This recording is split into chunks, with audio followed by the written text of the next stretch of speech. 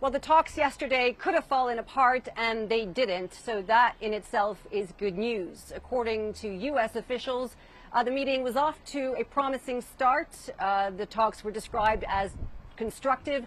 Egyptian officials were quoted as saying that they lasted for 7 hours. It went well enough for the Israeli delegation to stay overnight, and so they are meeting today for day 2.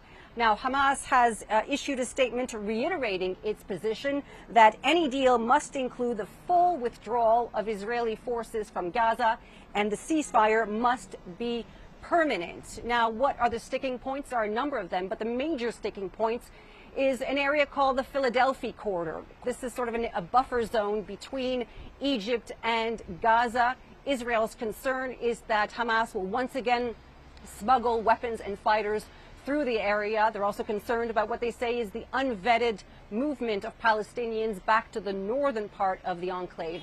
There is, of course, the issue of Palestinian prisoners who will be released in exchange for the hostages.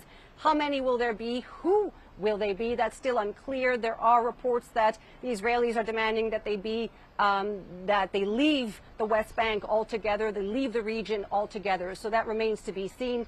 But in the meantime, diplomats are working furiously to try to convince the Israelis to agree to a ceasefire deal. The British foreign minister, the French foreign minister in Israel today to try to convince officials to get this over the line. Danielle, Hamamdjian, NBC News, Tel Aviv.